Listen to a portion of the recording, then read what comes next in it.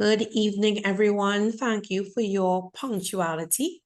We will begin this evening's presentation, Fighting Bullying Through Ministry.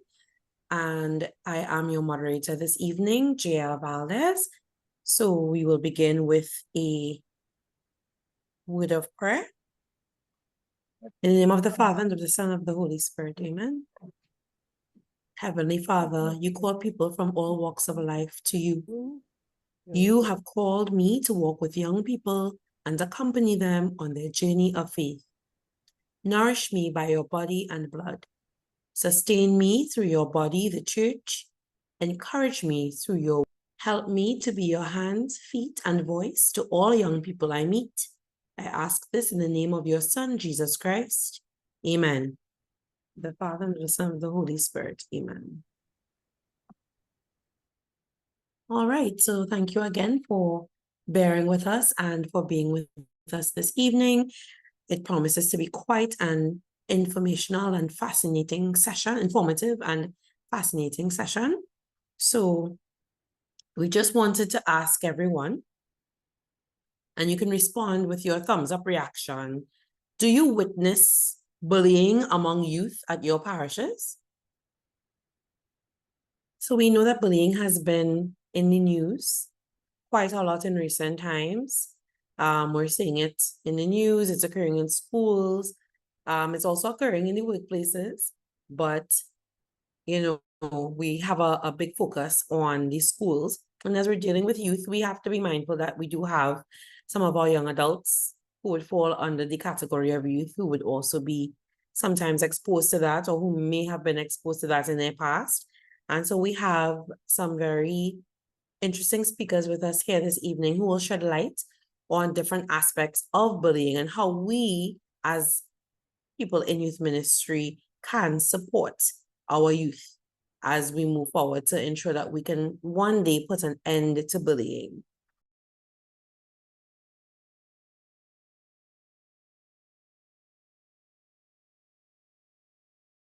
It's a great honor and privilege for me to be with you tonight. Thank you so much for your attendance. I am humbled by the invitation, and I particularly want to thank the organizers of this for, first of all, noticing the need for this, the critical nature of what we're about to talk about, most especially for all of you listening and to all that you will talk to about this, that you are the solution. You have within your hands, within your voices, within your own conceptualization and thinking about what this problem of bullying is, the power to really be forces for change, not only in your families and your parish communities, but also in this wonderful country that I've grown to love. I guess some prerequisites for understanding any form of abuse would be necessary. What we know is that context matters. So that's why when we look at any form of abuse, whether it's sexual abuse, neglect, or violence in any form, it exists within a system, or it exists within a community, or it exists within particular situational dynamics. Why do I say that? Because we used to understand abuse and those who abuse as, well, really, see, that's the perpetrator who did that, and really that's his problem, as opposed to the fact that there were certain characteristics of the individual being abused, their vulnerabilities, their past histories of perhaps being in significant socioeconomic depravity or poverty at that point, or having already been abused by someone else, that there was a pre-existing vulnerability that unfortunately was being taken advantage of by someone who also has oftentimes a very complicated history. And that's the other key insight I hope we understand within the full context. But the other third variable is where parish communities, and where I hope you and I really begin to understand the unique situational variables that allow the abuse to occur, that often it occurs within ways that are in secret or in public, and both determine in bullying, both determine a different response if you're seeing or looking at bullying, or you're as we say, a bystander at that point. But in order for us to understand how to intervene, we really have to understand the complexity of why does bullying exist? What are the emotional impacts of this on the individual that oftentimes are quite severe, not only in the immediate short term, but in long-term effects? And most especially, how do we begin to look at the sort of parish, the social, the community, the national responses that can really truly heal an individual, heal a community, and my deepest hope is that would heal a nation. What we know is that we see types of abusers.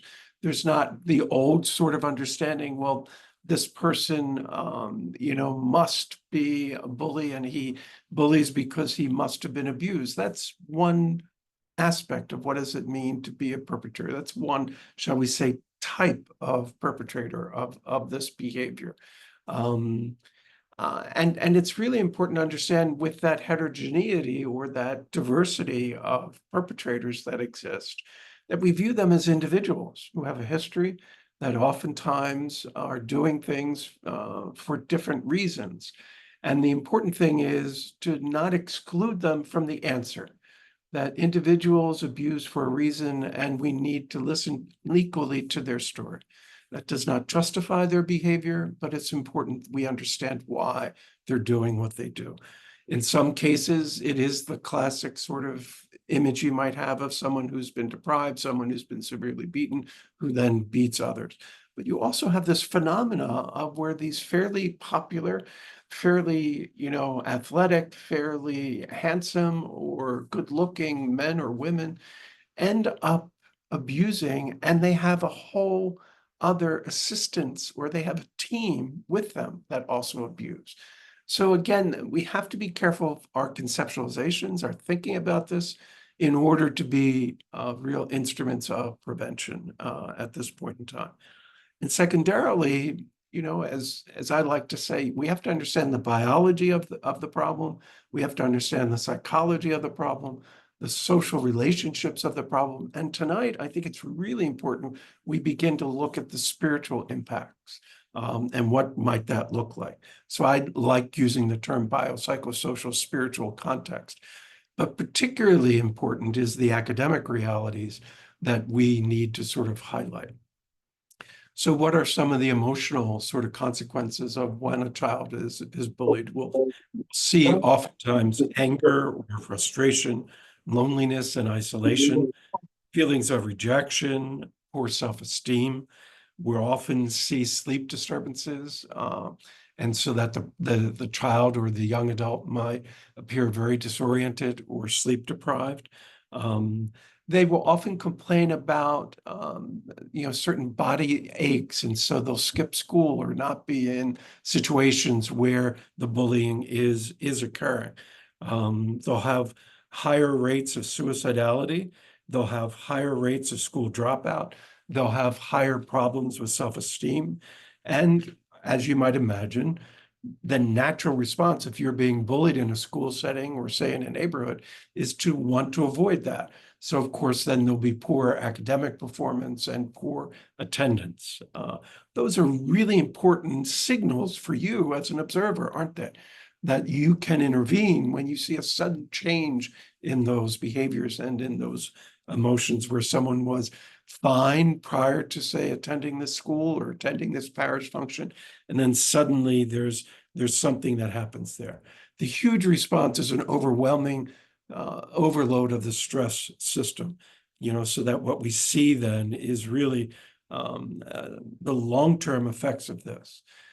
When I was studying various forms of neglect, one of the startling realizations I had was that, you have sexual abuse, you have physical abuse, and you then have, neglect as the highest form of neglect, of abuse, which is a lack of shelter, lack of parenting, a lack of, food.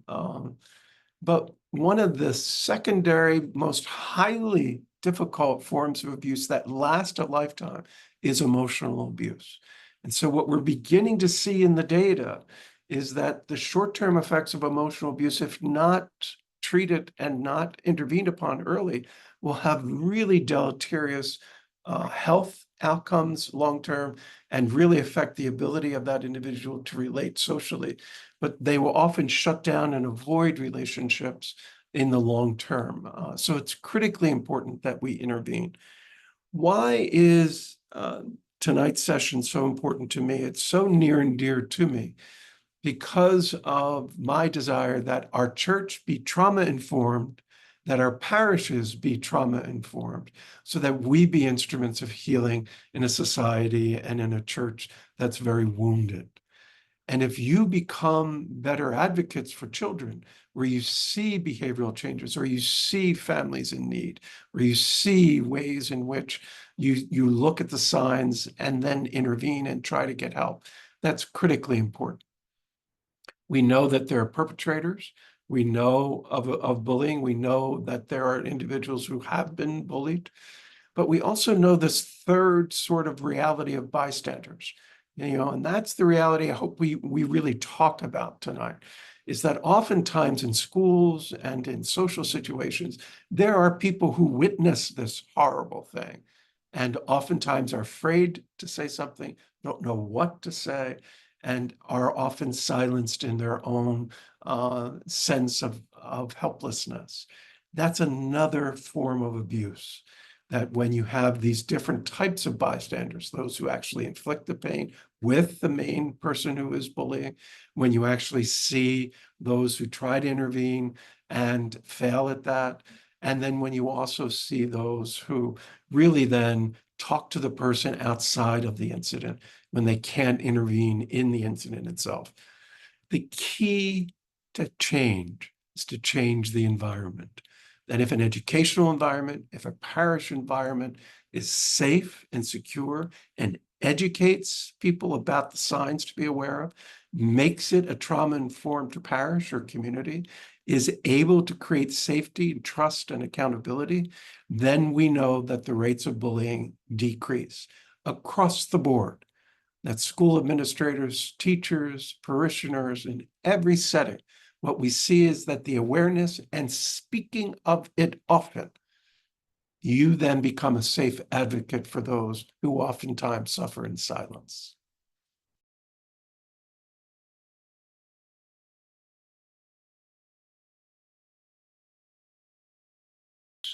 Good afternoon, everyone. It's interesting that Father Jerry, would have mentioned some of his points because it does dovetail with, what I have to say. And we'll begin by making the analogy that bullying and cyberbullying are not very different. Cyber safety started in 2010. So that just goes to show you that we've been having conversations about this topic since that time. That's, 14 years in making. And it really came about when, students received devices to go online, whether it's, we were now starting online work and research. Many students received the device first time in their lives and they entered Form 1. And even up to today, it's the first time they have access to real internet. I mean, not talking about internet on someone's mobile device. Sometimes we make an assumption as parents and even as teachers that, our students have internet access, they know how to operate in the space. And I think that's one of the failed assumptions that lead to some of the problems. I've asked students, and I think almost 10 out of 10 of them will say that no one ever provided them with guidelines of internet use. We just handed them the device from as young as they are and assumed that they knew how to navigate. Now, we all know that the internet is a very good space. Some of us make a living off it. But with every good, there is bad. And unfortunately, we have, things like cyberbullying that rears its head. Now, I want to supplement my conversation this afternoon with a little bit of slides. I'm not going to bore you to death with too many PowerPoint slides, but it helps to bring the point across. And feel free if you want to take any screenshots, because some of these things you can actually take back to your classrooms, or other individuals, even your kids. So I'm going to start by sharing part of my screen. You should be seeing a definition of what is cyberbullying, and it might seem a bit silly that I need to define it. But many times when I ask students, have you ever experienced cyberbullying? Many of them may not put up their hand. But then when you go to explain, cyberbullying is something that you might consider making fun of someone else, tormenting, threatening, harassing, humiliating, embarrassing. Those are the bad words that we tend to define it under. But because it becomes almost secondary in the way in which we interact online, you might find that an activity that someone engages in on the internet, many students may not realize that it's cyberbullying. One thing that we have to be aware of, though, it is the consistent use of this type of language and behavior. In Trinidad and Tobago, we generally have a lean towards the items in red, spreading rumors, sharing of private photos, creating of fake profiles as means to torment someone on the internet. And this is how cyberbullying, becomes, impactful. At the end of the day, it's really virtual acts with real life consequences. Now, I had the fortunate experience to work with the Telecommunications Authority of Trinidad and Tobago, and we were able to survey well over 3,000 students in Trinidad and Tobago. And this was a little while ago, I would say, 2016. So it's probably due for another refresh. But nearly 1 in 5 students reported being bullied during the school year. Now, this is just being bullied, which included cyberbullying as well. And I want to believe that this might probably be closer to 1 in 3 right here in 2024. Now, over 60% of students who experienced cyberbullying reported that it really impacted their ability to learn and feel safe while at school. And again, this is real life responses from students from Form 1 all the way up to Form 6 in Trinidad and Tobago. And one of the unfortunate realities of cyberbullying, because individuals become so fearful, is that students who have experienced bullying or cyberbullying are nearly 2 times more likely to attempt suicide. And we've had an unfortunate incident of that here in Trinidad and Tobago very recently. And the support systems, I noted the slide that we used to begin our session this afternoon, stating that it takes a village to raise a child and a nation to deal with bullying. But the support system that you have is very, very important. And I'll get into that shortly. Now, I want you to take a read of this particular quote. And I'll read it out for those of us who, maybe on a mobile phone and can't see the text too well.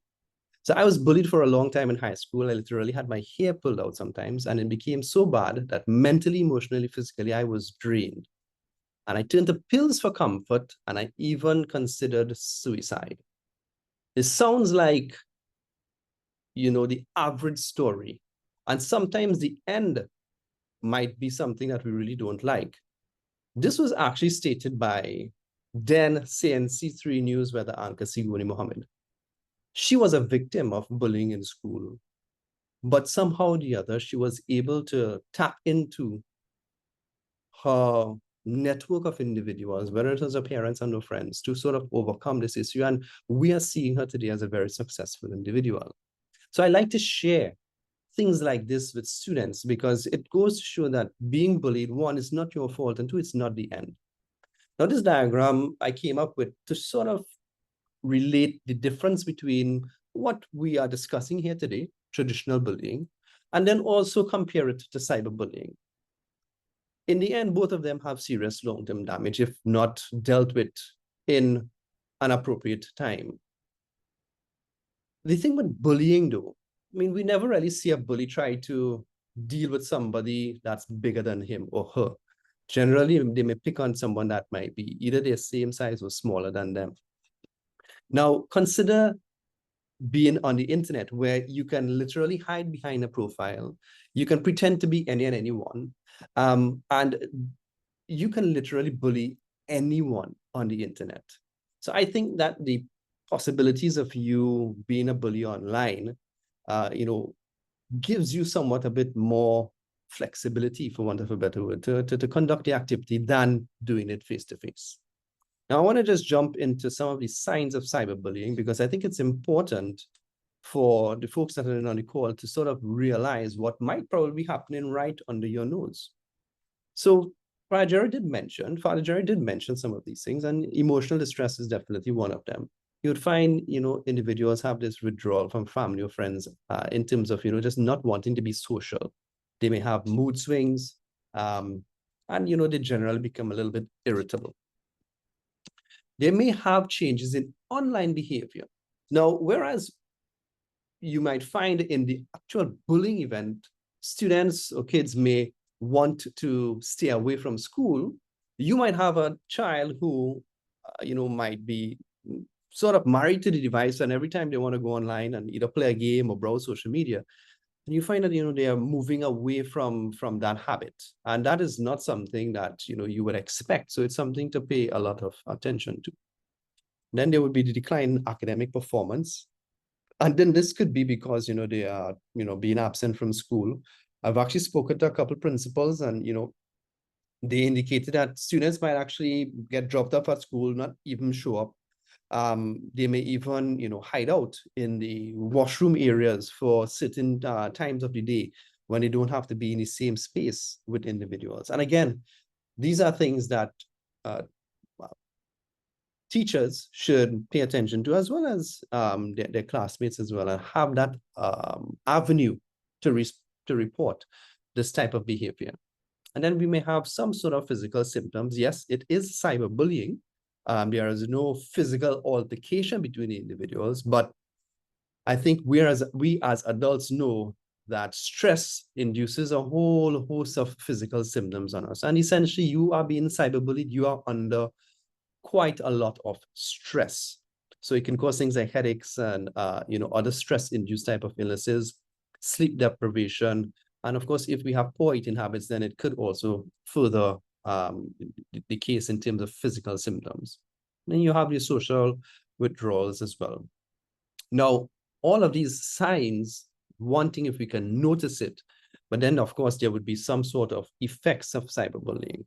And I think it's easy for us to figure these things out. You can be depressed, you can have, fear, and be embarrassed or being attacked online, low self-esteem. There could be some sort of behavioral consequences as it pertains to the whole activity of cyberbullying, impact on your personal relationships, whether it is with friends, family, and so on. And then there's absolute unfortunate situation of long-term effects of cyberbullying, which, as we would have seen in the case of a young lad from Princestown who would have committed suicide. In the end, however, we need to treat the online space in a similar way that we might treat the physical space. You will obviously want to think before you interact and or engage in some sort of conversation. This is, something that's been bandied around for many years. Think before you post, think before you speak. Is what you want to say true? Is it helpful? Is it inspiring? Is it necessary? Is it kind? So the fact of the matter is we need to be aware of how we are going to interact when we are in this online space, and allow not our worst judgments to get the better of us. In terms of having teachers and parents be aware, I think understanding some of the signs and symptoms of cyberbullying is important. What you'd find is the interactions in the online space may eventually make its way to the physical space, and it might even be vice versa. You might have an altercation that's happening face to face, and then that might make its way to the online space. In the end of the day, though, we need to be aware of what the signs are and be able to address those situations by having really open channels for students to make reports, to feel comfortable in saying that something is wrong. And then, of course, us as administrators being able to know how to address the situation and deal with it going forward.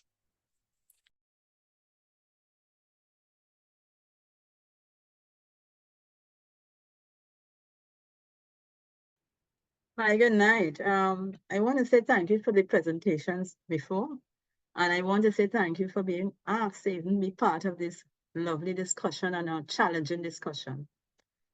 I'm going to share my screen. Right.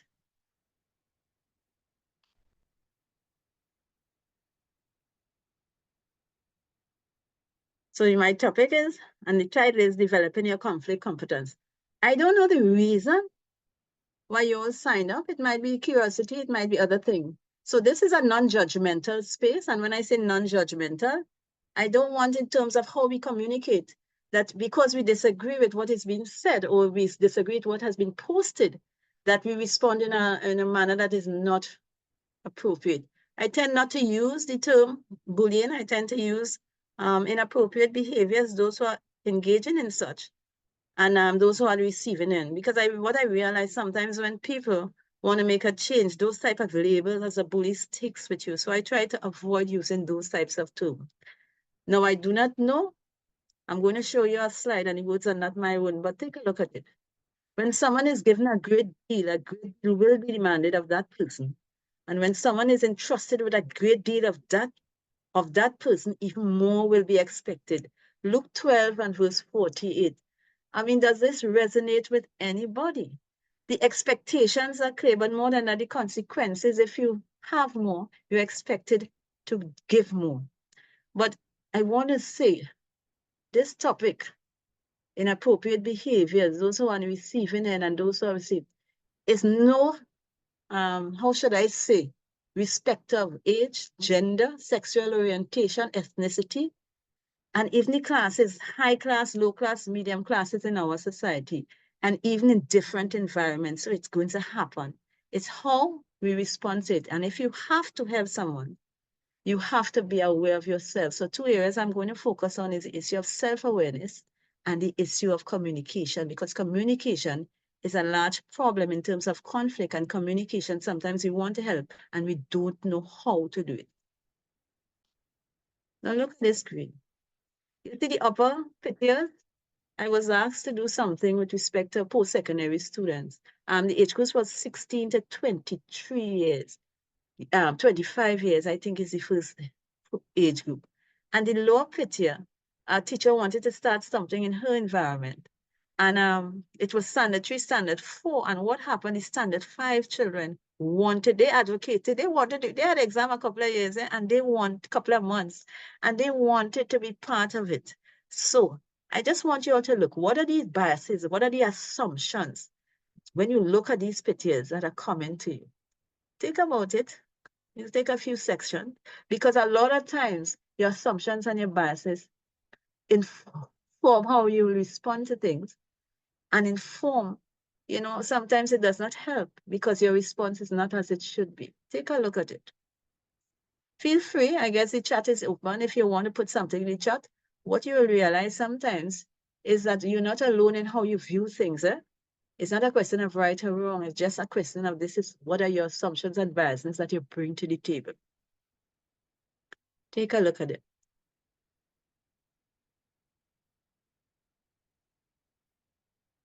Now with the first picture, with the 3 persons, one of the young men in that group, you know what he mentioned, and to tell you the truth, I didn't even think about it.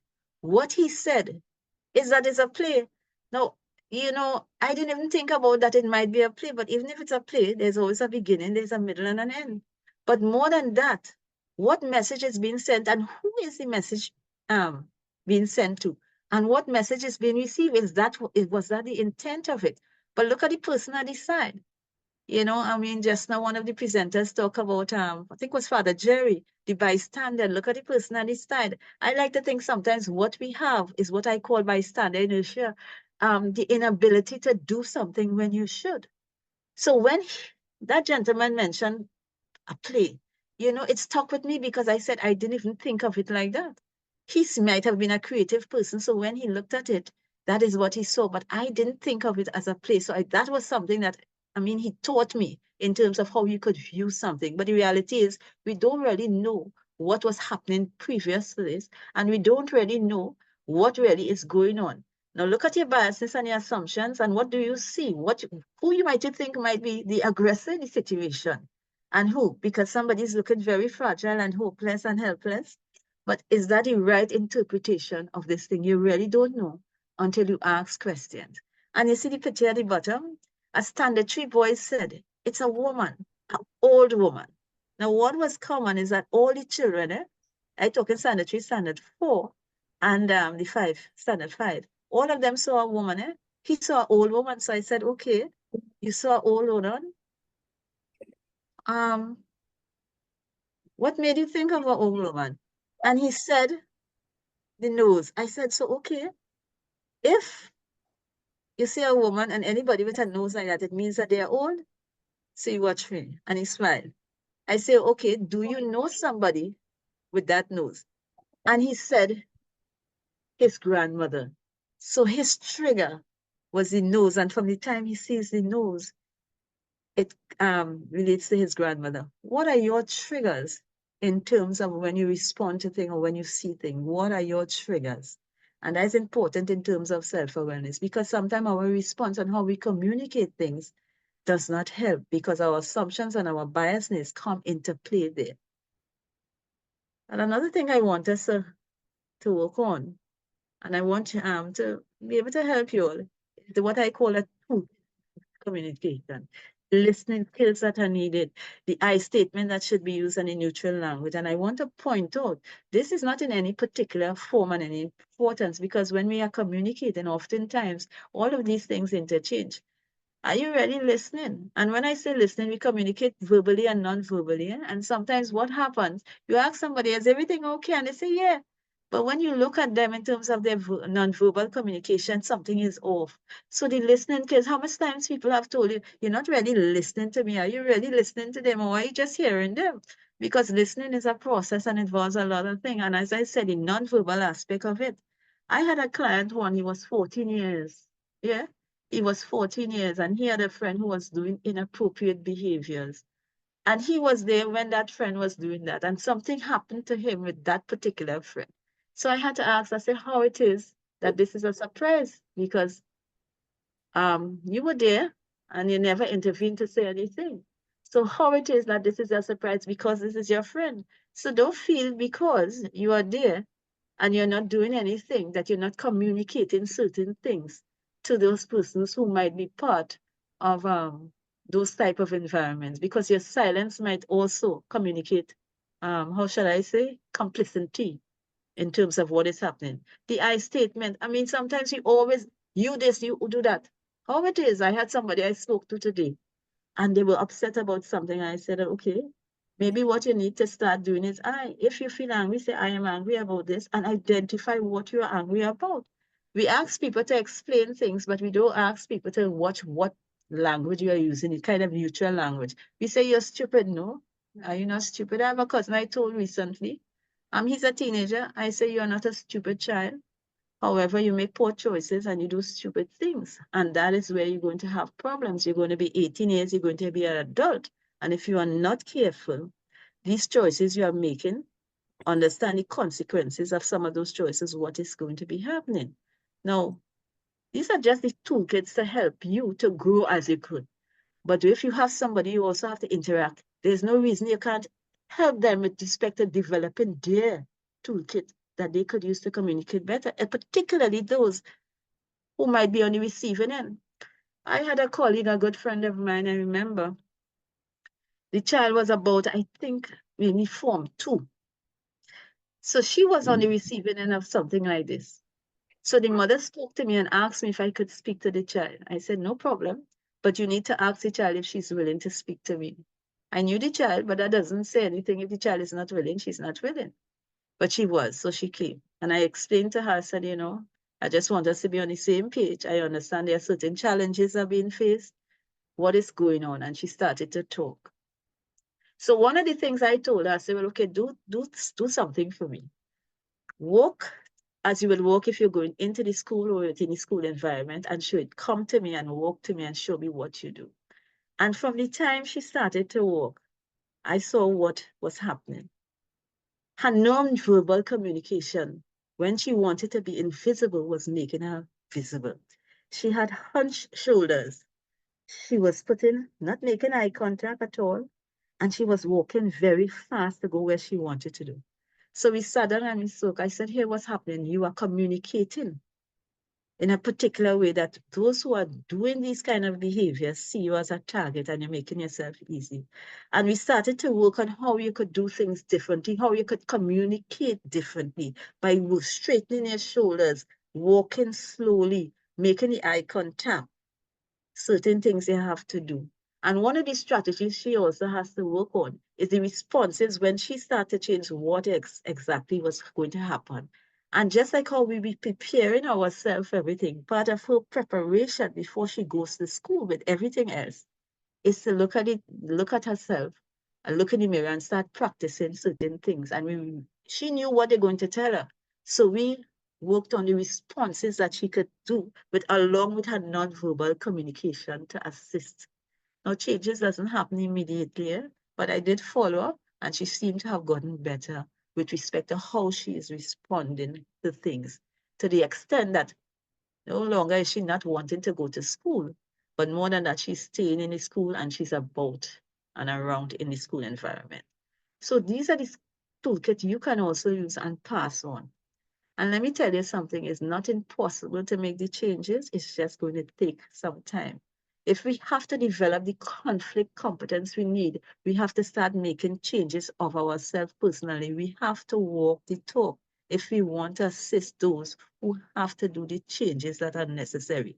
And listener, and everything you do, it has to be done with love, because the both parties are just as much that need the help, want to need the change, those who are perpetuating, and they might be doing it for whatever reason. Father Jerry had indicated context and whatnot, and it doesn't matter whether you're older, the person is older, the person is younger, but it doesn't matter, the person richer, the person, it does not matter. There's a need apparently to do these things, and sometimes we have to understand.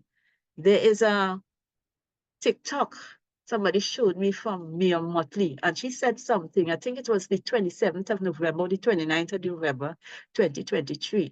And she spoke about educational apartheid, and that stuck with me because she was saying sometimes we focus so much on the good, the easy one. And I paraphrasing what she said, the ones that are easy really are doing well, that the majority, and she used the term majority, we are leaving behind, and that cannot go.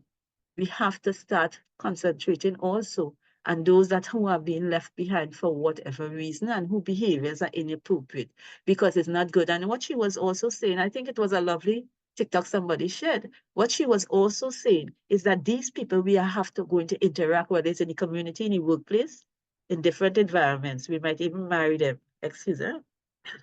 So please make the changes you have to make to help the others do those same things. Thank you.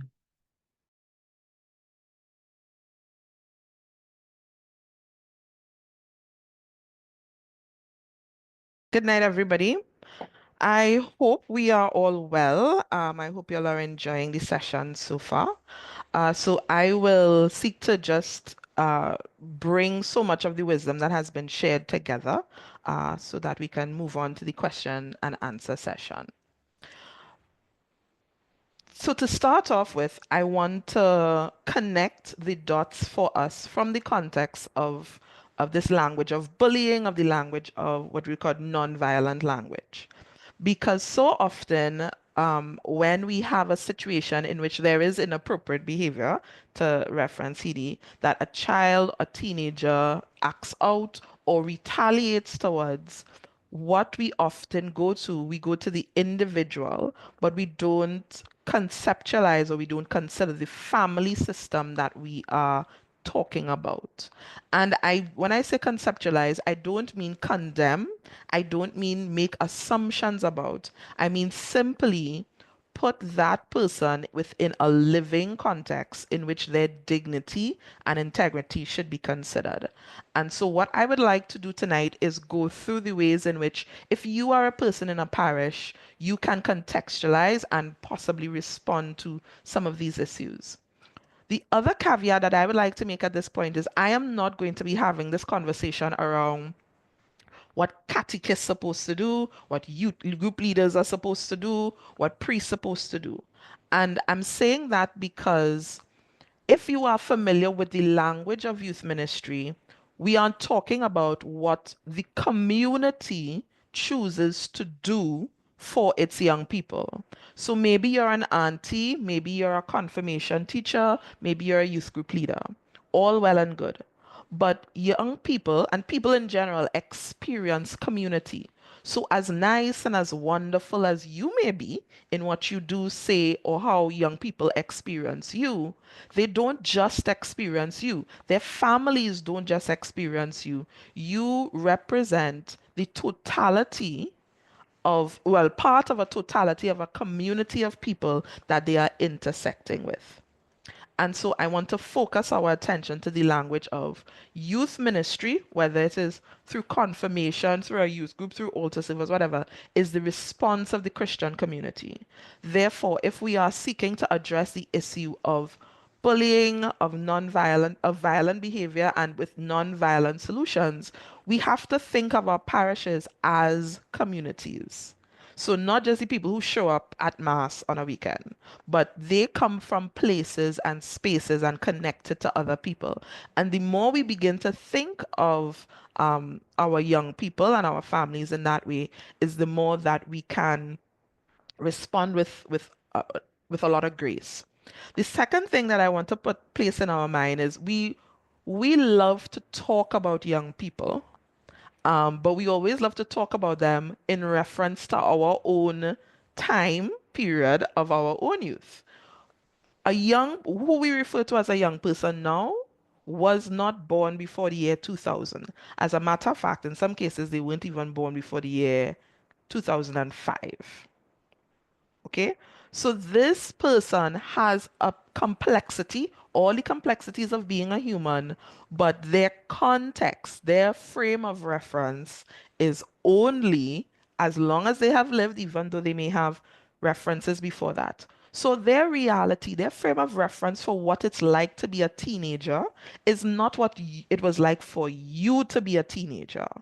And therefore, they are going to call on an experience or look for experiences that are relevant to who they are now and not necessarily experiences of who you have been or what their parents have been, or even their big brother and sister. They need the present understanding. And the Holy Father, Pope Francis, in his letter to young people that came out of the Youth Synod, Christ is Alive, that's the name of the letter, was so good. He references and he calls young people the now of God. In many instances, we try to talk about young people as the future church and the future this. Young people are living their youth and they're living their experience right now.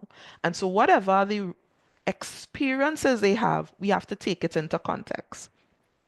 So I want to give us some language for the rest of the conversation. One, you have the people who are the bully, that we love to talk about the person doing the wrong thing, and the aggressor, the person who is acting in a way that we don't consider pro-social. You have persons who are bullied, and then I heard Father Jerry reference the bystander or the witness. And those three categories are important because if a community is seeking to respond to an issue, we have to know what perspective are we going to respond to.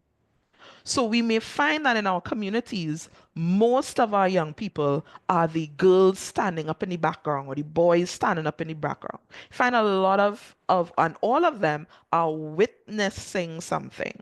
Because they're witnessing it, they're going to have particular thoughts, ideas, prayers, concerns around that issue.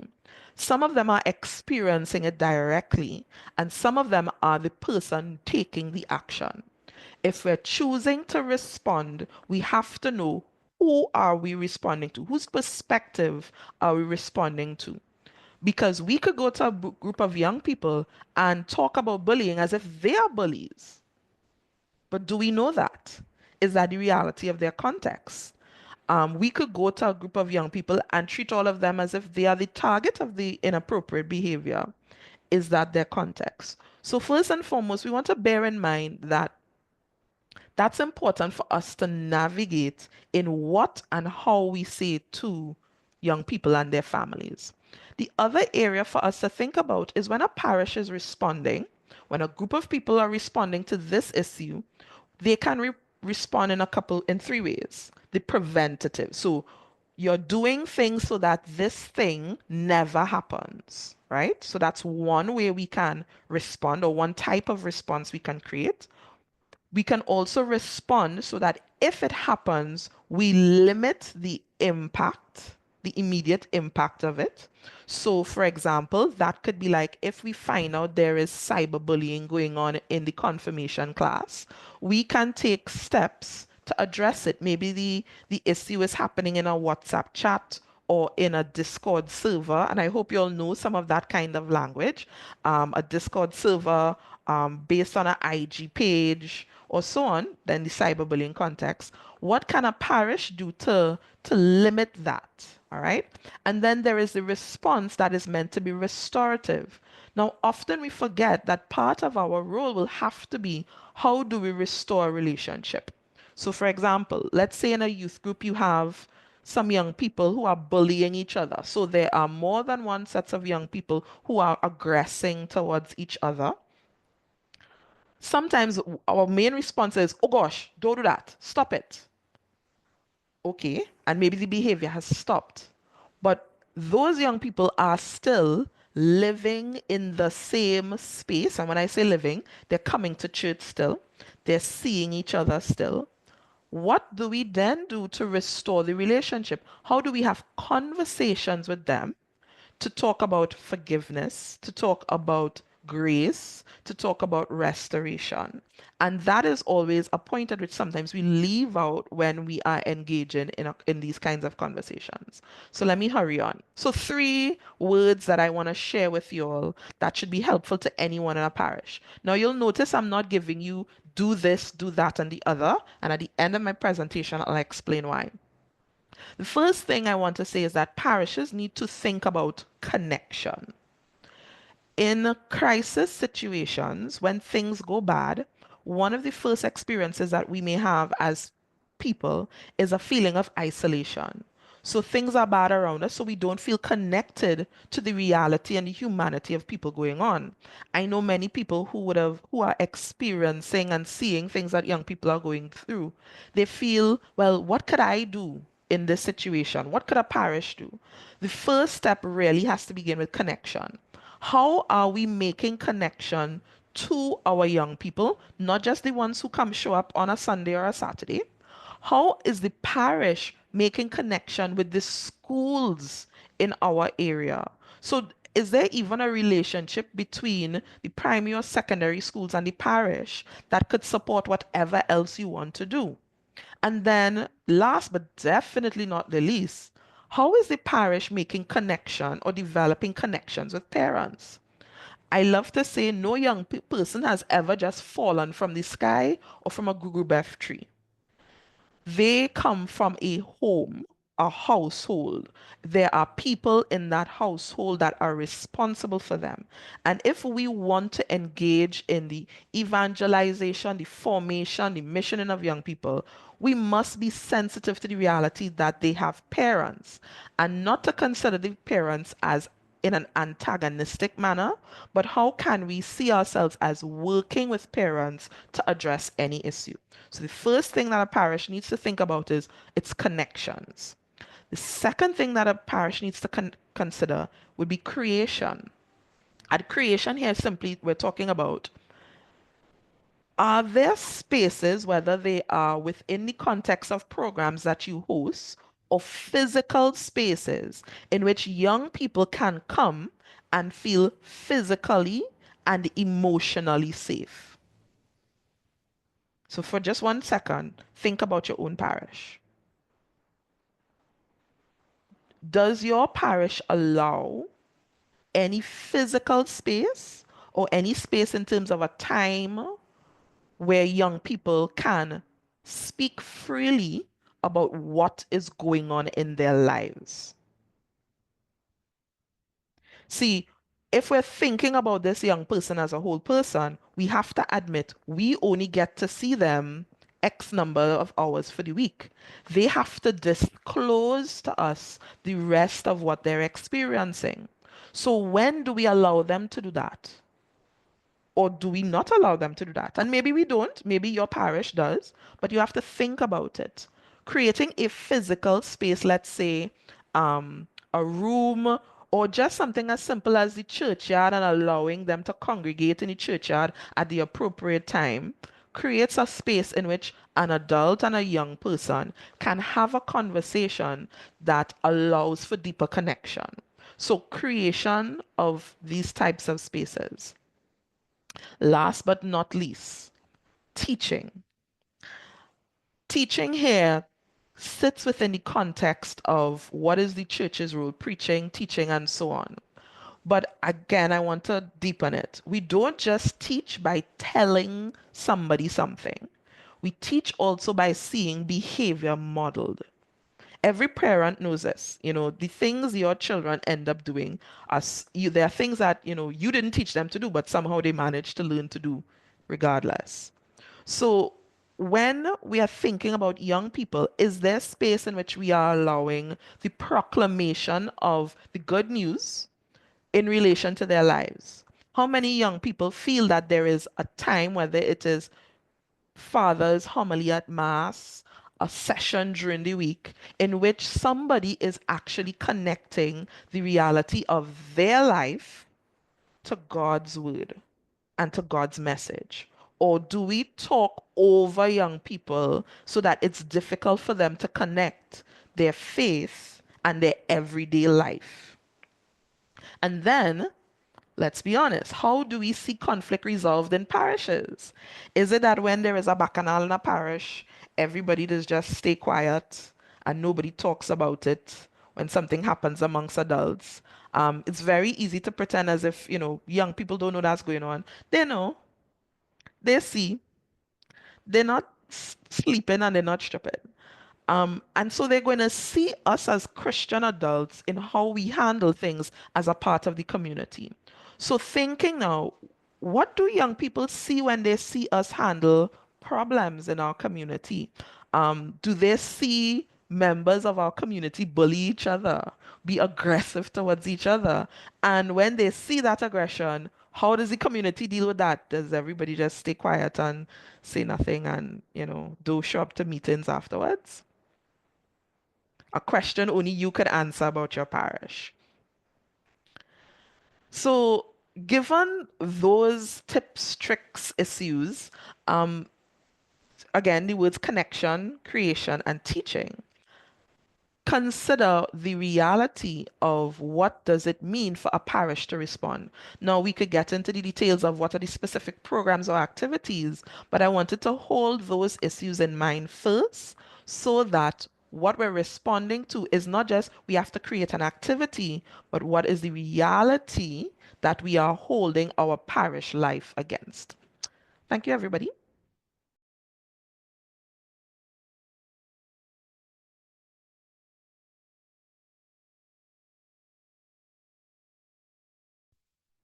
There has to be an intentional, repeated incidence of this, like road rage would not fit the classic definition of bullying itself. It's violence without question, but it's not what we would call bullying.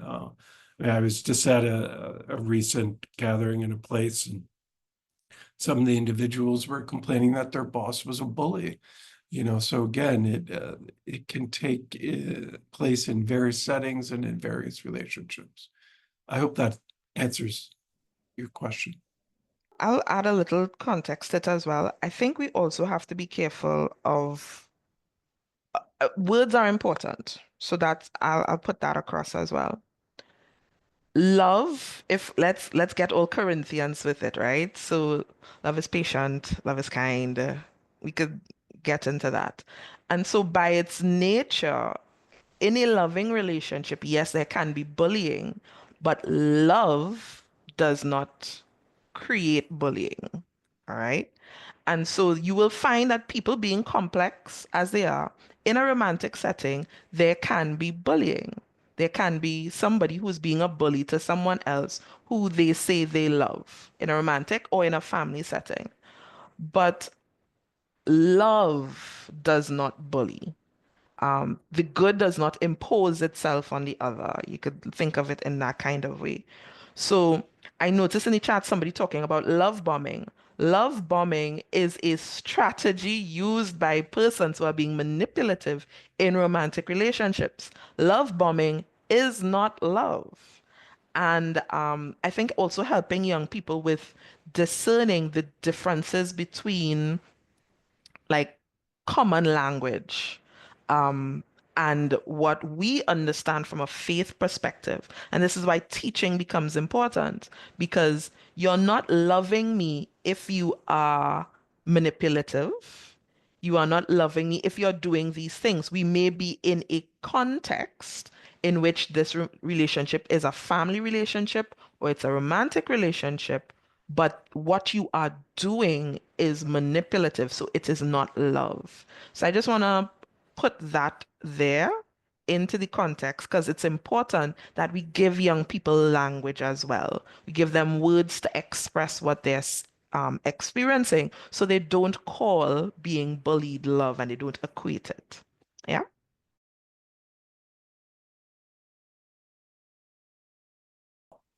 Oh, well, now you really, Teresa, you were laughing loudest there. You got to help me understand that one. You know, are there positive aspects to being licked is what I think the person is also referring to, that, you know, can violence have a positive outcome? Teresa, why were you laughing so before I begin to answer that question? I was laughing because of the complexity of the question. One, two, I was laughing because of my own experiences with being bullied and wondering if anything good came out of it. Um, but I guess, you know, I think what something is, there's a truth in that statement, but it's not fully true.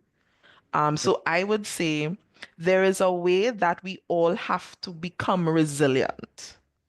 And sometimes when we go through things, it's an opportunity to be resilient. You know, when you learn how to overcome something, there is a positive effect in that way. Now, should you have to go through the negative to be able to get to the positive? That's a very big existential question that I am not wise enough to be able to answer. But if you speak to anybody who has ever been bullied, there are things that they may reflect on. They've learned something about themselves. They understand something about people. If they are supported in the context of what is going on, because the issue by itself will not be resolved if all the experience is negative and isolation because of it. So, I mean, many of us have been bullied. Um, whether it was positive or became a personality trait afterwards, who knows? Only maybe a good therapist. And so I hand over to the clinical psychologist to finish the rest of the question. No, I think you answered it brilliantly and also very therapeutically, instinctively, in the sense of we know that some of the factors that help any individual recover from trauma, or what you just named, are resiliency factors. So we know there are risk factors and there are protective factors of an individual.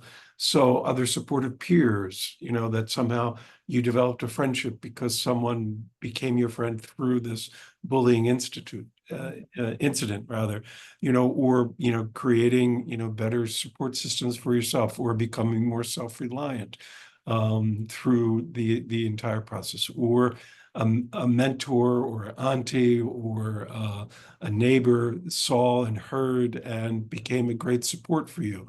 And so to me, those are the ways that parish communities, those are the ways of religious communities can really become what we call protective factors, create resilience, because it's a supportive environment that then the child, the young adult, feels safe to go to, and you learn through that terrible trauma and terrible tragedy.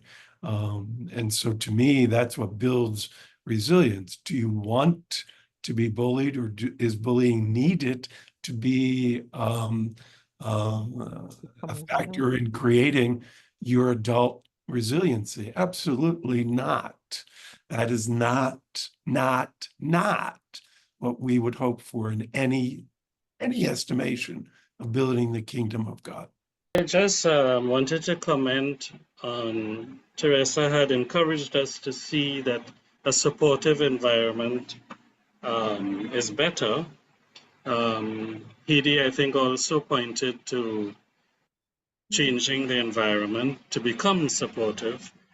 But I wonder if we couldn't every so often look at the negatives in our culture that cause people to feel lower than they are, unsupported, and so on. I'm referring specifically to picong.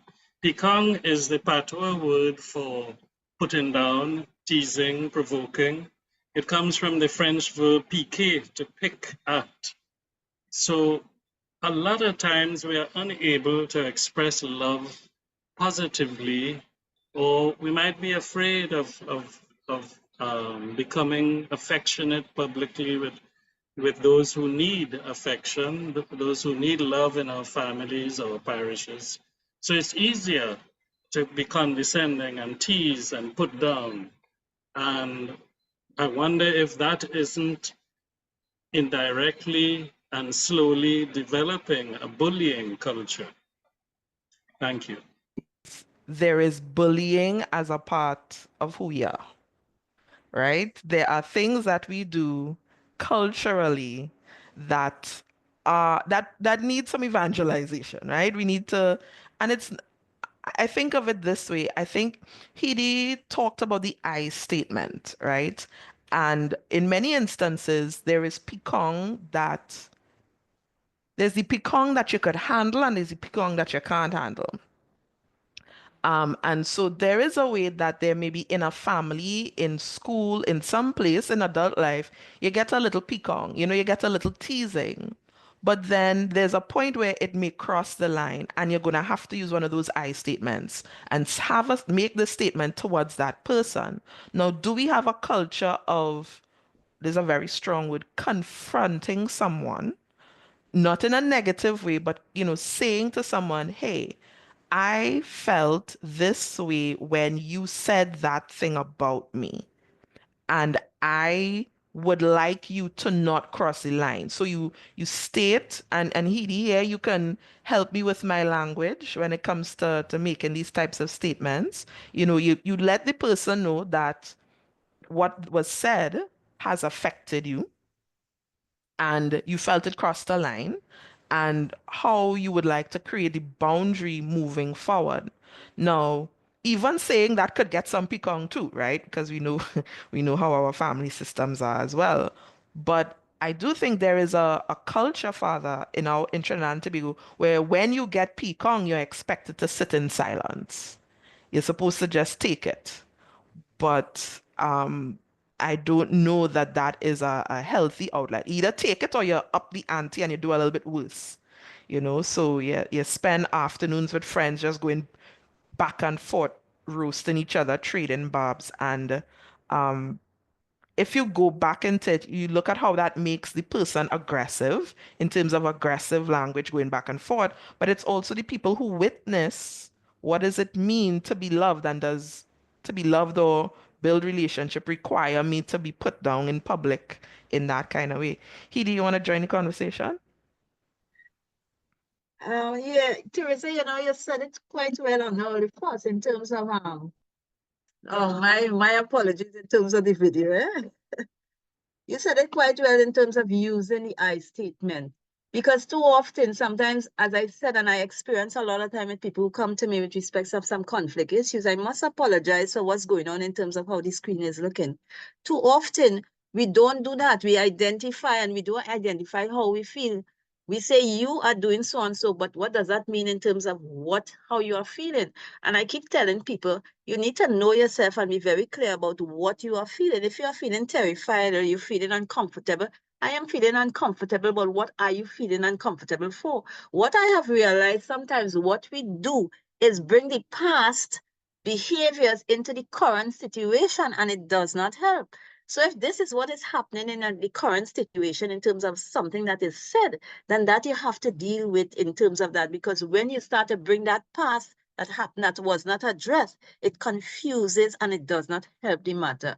Now the whole idea is and I mean, I didn't talk about it, is your style, because sometimes people simply avoid things because they really don't want to have to deal with it when it is at that point in time. But the longer you delay at time, it causes much more problems when there's a situation that comes and you want to deal with that particular situation.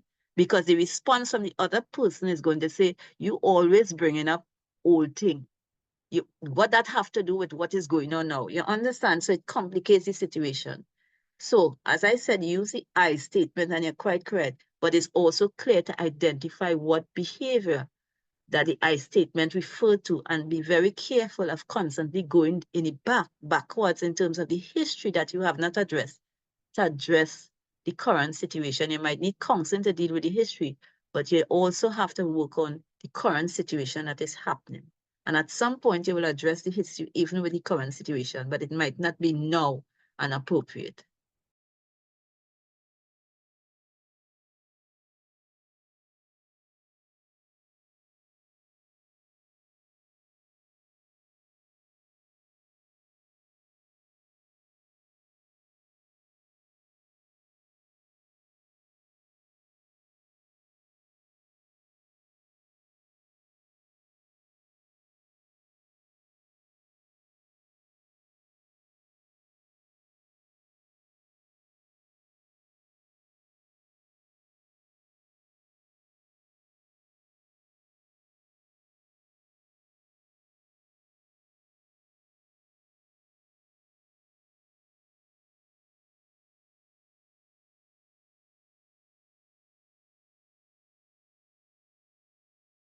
If I may, I think there's several insights in the question itself, where if you look, you're describing a fairly toxic environment, first and foremost, that bullying, your own bullying, is a self-protective measure. I mean, that's a problem in and of itself.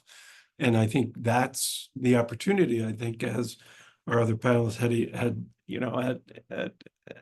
already talked about, in the sense of how you very politely, but very, I think, carefully begin to eke out some privacy and some safety within that space, and pulling different people aside, I think, in the group, or as a group, raise the question that, is this culture too toxic?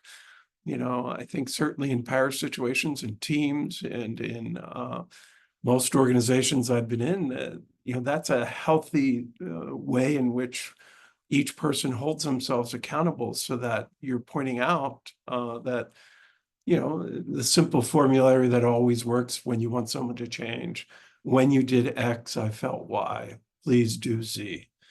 And I think it's again those I statements that have previously been mentioned. But what's very clear here also, it raises the whole spectrum of what does it mean, because I think this question comes from a gentleman.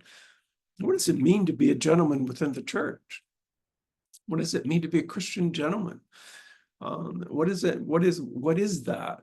And I think we need to go back to some basic tenets of what does it mean to be a Christian gentleman, and to really explore that, in much more concrete detail, because I'm absolutely convinced that those individuals who go into schools or in parish communities who have not been taught how to be a Christian gentleman by the gentlemen in their homes or in their communities are simply exhibiting what they've learned and what's been modeled, and that to me is exactly what you're talking about in this question, and it gets back to, I think, what you were suggesting, Teresa, in the sense of there's a certain cultural phenomena here.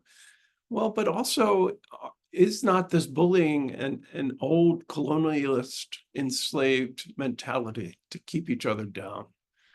And so I raise it in the more basic sense of, are you a free man? Are you really free in your own sense of who you are? And how does that freedom express itself in really getting rid of the colonialist and I think, quite frankly, enslaved mentalities that all of us can work within and not realize it? I think to add to that, in terms of a strategy for youth groups or confirmation classes, allowing young people to collectively set ground rules. So at the beginning of a term, at the beginning of a new group, working with them to say, okay, we're developing as a group of people here. What do we do and what do we don't do? And what are the consequences for that? And the consequences could be as benign as, oh, you have to stand up in front of everybody and sing or give a joke. But taking the time to go through what behaviors do we as the group accept and reject. And that also gives them a sense of agency because remember, we're not raising children, we're preparing adults for the rest of their life.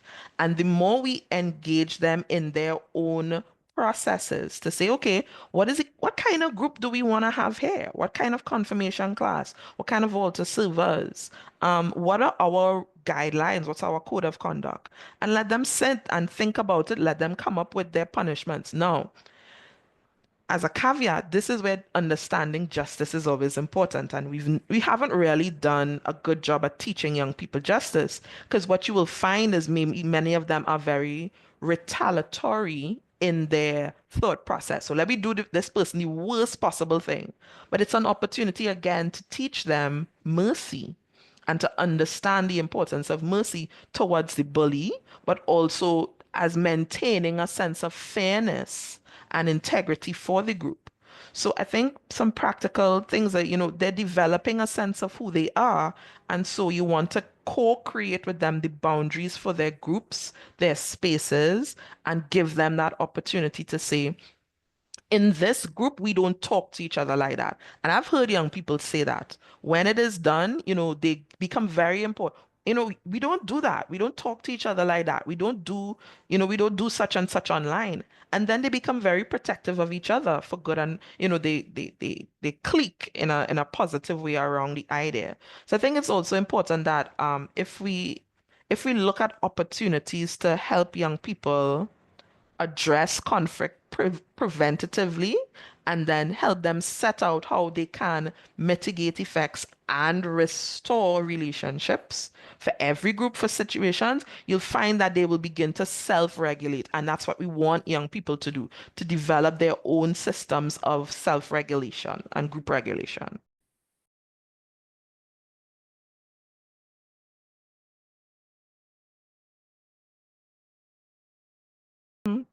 That's a teachable moment. Why are you standing up for the bully? What in their actions are they standing up for? Because sometimes things get, in the midst of bacchanal, things get blurry. What are you standing up for? What's the principle that is being fought for in this situation, and engaging the young person around that issue, and having them take the time to think about it, and then think about, are there ways that are appropriate and inappropriate? If this is a positive thing that you're standing up for, what is the best way to do it? Because not every time you say or stand up for something, it's the best way. So helping them with their own communication and advocacy is really critical. So yes, because if you're standing up for somebody, I don't know if you all know this about secondary schools, about taxing each other. They love to tax. They love to say, because I'm in Form 4 and you're in Form 1, you had to give me $5 a day, right? Some brilliant young person could stand up and say, well, of course, that's entrepreneurship, so I'm standing up for an entrepreneur. Is is that the principle we want them to stand up for? Okay, entrepreneurship, but is it really entrepreneurship if you take $5 from me every day just because you're in Form 4? So I think, giving young people a moment where they have to think through their own processes is critical. So what are they standing up for? Are they standing up for their Christian faith and beliefs, or just something that seems convenient and will make them popular? Teresa, just to be clear, the person was asking if they see somebody being bullied and they're standing up for the person being bullied. Same rules apply. If you're standing up for the person being bullied, you also, the young person also has to know, how am I standing up for them? Am I physically putting myself in the middle of blows? Or am I standing up for this person online to say something? Am I telling a trusted adult? What am I actually doing? Because there may be ways in which you think you're standing up, but it may make the situation more complicated. So there's not a one size fits all in this situation, but we could start with the trusted adult and so on. And if this person is also feeling that they are now being bullied for it, then again, that support system of teaching them that sometimes standing up for the right thing also has consequences that are uncomfortable. Do we abandon that, or do we hold fast and gain a sense of strength off of doing the right thing?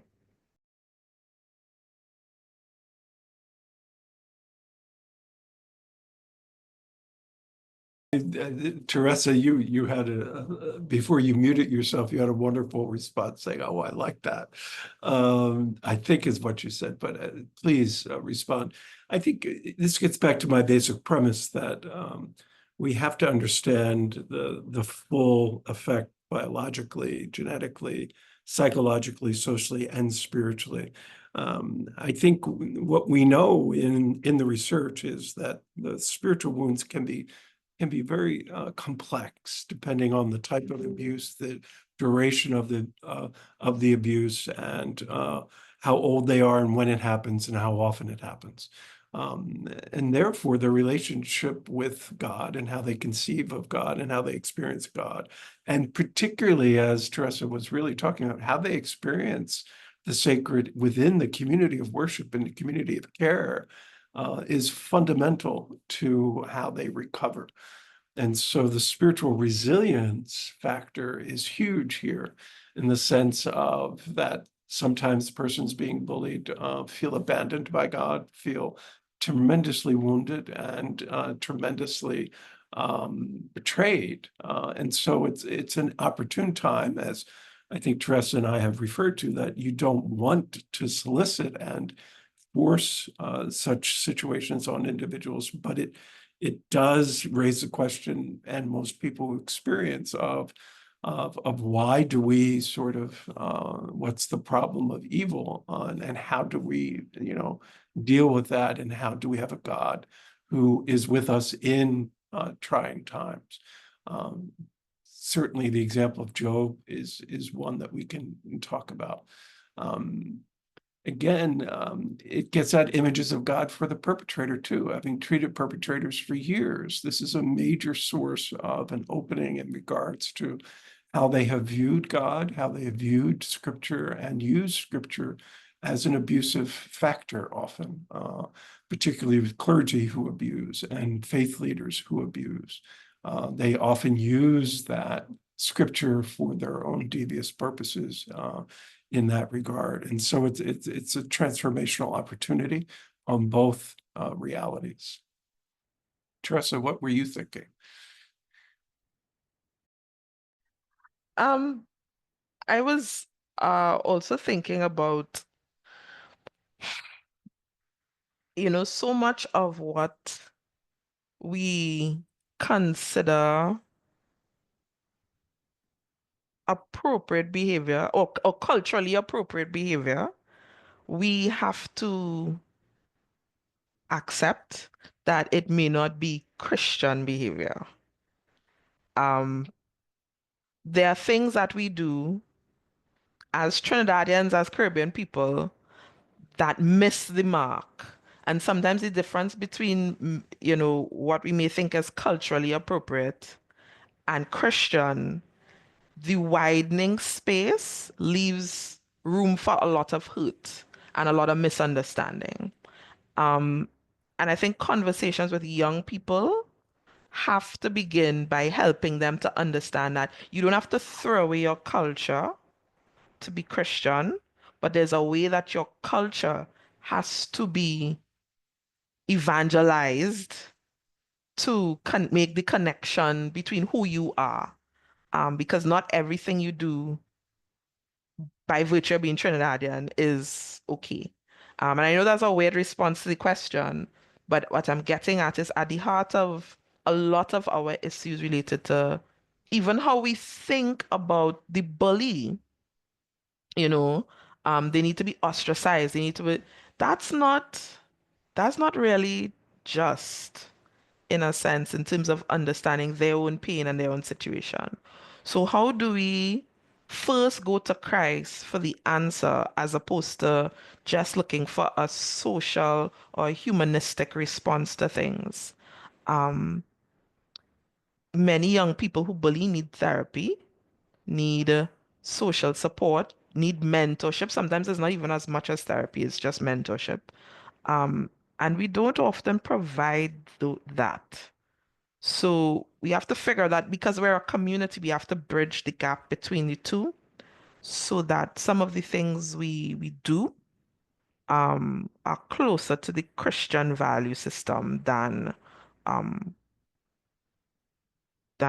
just random responses. Yeah.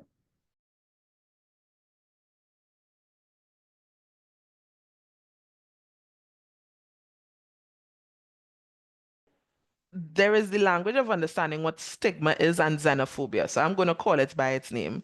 I get to call it by its name because I've had to speak about this publicly before. So xenophobia is this othering, and bullying is a form of othering in and of itself. For those persons who are not born Trinidadian, there is a way that Trinidadians, we sometimes we think we're very welcoming, but we're not, right? We can be very cliquish, clannish, even by our own geography. You hear it with the North people, South people, East people kind of discussion. And so first calling it by its name and proclaiming the good news that we are not other and that there is dignity that cuts across regardless is the first conversation that needs to be had. That just because someone was not born here does not mean that you, a child of God, can demote this person to anything less than another child of God. So I think that's the good news. The uncomfortable news maybe for some, but the good news still. And the more we teach and make that clear that nobody, you can make the joke, I'm a child of God, but you're a grandchild of God and you're a great grandchild. Like everybody seems to be demoted if you go to different places. God has no grandchildren, he only has children, one level playing field. There is a massive stigma about migrants in Trinidad, especially when it comes to Venezuelan migrants. There's also the stigma associated to African migrants. So there are, different subsets of issues. And I don't know if I said this enough for the night, but the social teachings of the church, which sometimes we treat like a secret, really needs to be taught a lot more, and persons need to be exposed to that. Because there is, just because someone comes here under different circumstances, does not mean that they should be treated any differently. And so within the context of a parish, let me get to being very practical. How we refer to persons, one, how we create opportunities for those persons to feel and participate in the life of the church. So where there are language barriers, that, having a conversation first about even the language barrier and what may need to change and be supported because of that. It could be something as small as, if possible, printing responses in a number of in Spanish, or celebrating in one way or another the tradition that these people come with, if there are many of them within the geographic space. There's a lot to be said about the difference between segregating opportunities. So I know in other countries you have like English masses and Spanish masses and French masses, but there's also something to be said for masses that hint at a bilingual understanding. So even how we welcome and teaching people through hospitality at the level of the parish. How do we welcome the stranger and the theology around hospitality? Because there's a whole theology around hospitality. The second thing is really integration and having conversations on both sides. So if you are different from the parish, how are you integrating into the life of the parish? And the parish, how are we helping persons who are migrants to integrate into what we do? Are persons welcome on our ministry teams? If they're not welcome, what do we do to welcome them? So that's one. Two, what are some of the issues a migrant may have that may be different to a local person that can be considered not just at the point of the liturgy, but at the point of parish life?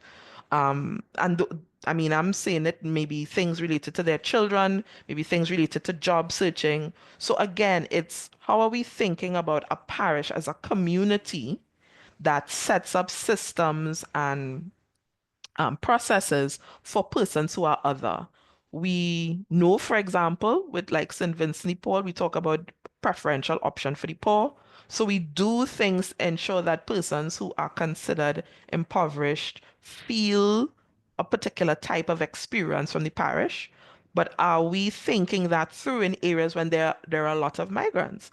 Are we saying to ourselves as a parish, what do we need to do to make a Venezuelan migrant, an African migrant, somebody else from the rest of the Caribbean feel welcomed in this parish? Now, some parishes may have smaller numbers than others, so the magnitude may be different, but it has to be at the level of a pastoral council or a team to say, we're thinking hospitality on behalf of these persons, hospitality and integration.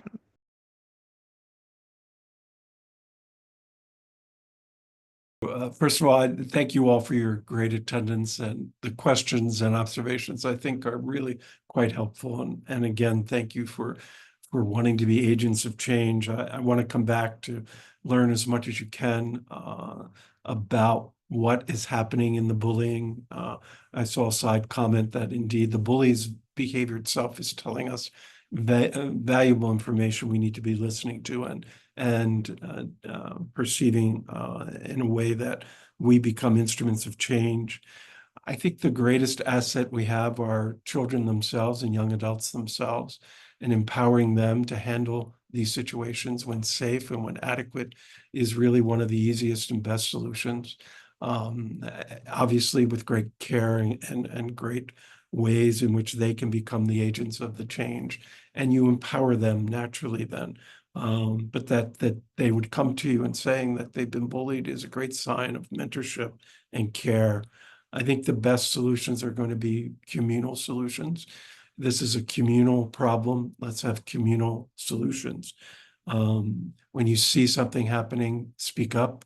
Much like all of the realities associated with terrorism today, this is a different form of terrorism. And I like what Teresa had really come back to. If we model peace, if we model love, we model safety, then we become a trauma-informed parish and a trauma-informed church. They're watching us, folks. Our children, our young adults are watching us. Be Christ for one another. Very,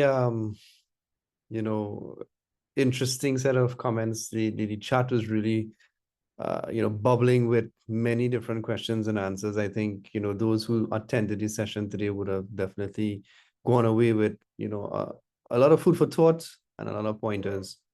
I like to always end, by saying, particularly to the parents, be the parent in the virtual world the same way you are in the real world, or even more so in the virtual world. Internet addiction is so interesting because we tend to, just leave kids to their own devices, no pun intended there. But there are so many things that are happening that they are unaware of and, sort of get involved in without, the interaction of an adult, an older sibling or a parent. And it really causes bad behavior in an otherwise good child. So, we're talking about bullying, but cyberbullying happens, by someone who might not necessarily even think about being a bully, because there is this perception of,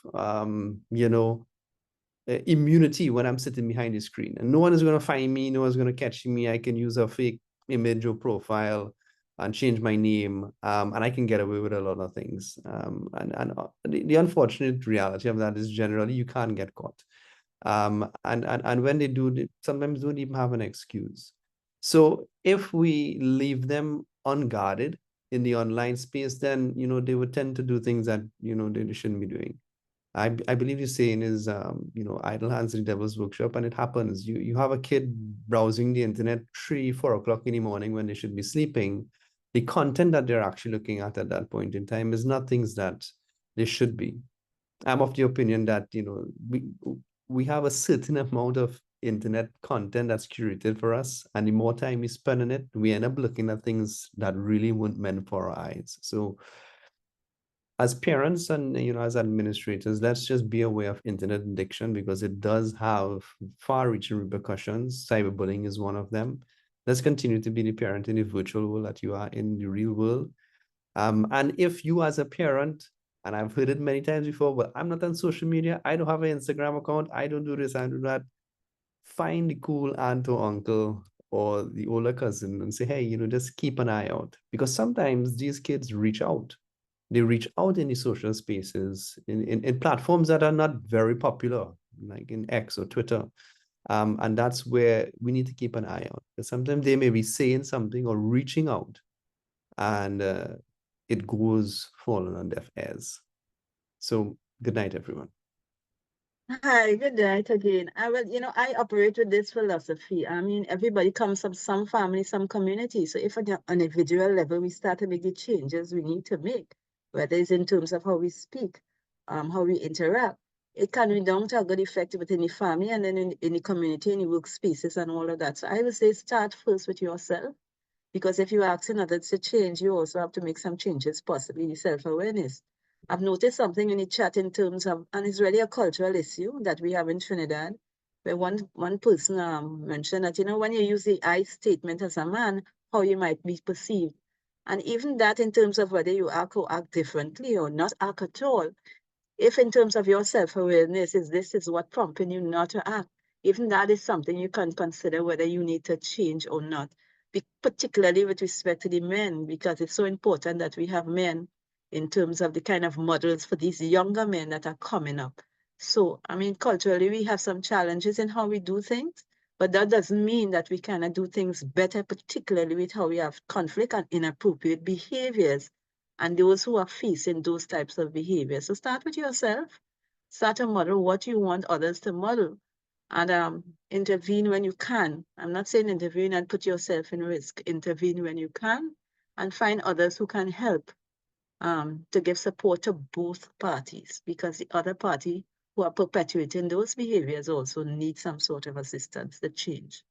And have a safe space that they can change to it, because sometimes when we have labels like the term bully that we use, even if somebody is starting to change, that label follows them through. So, I mean, that is why I don't use the term, because the label keeps following and somebody wants to change. So, all the best though for us going forward. Take care and thank you for being here.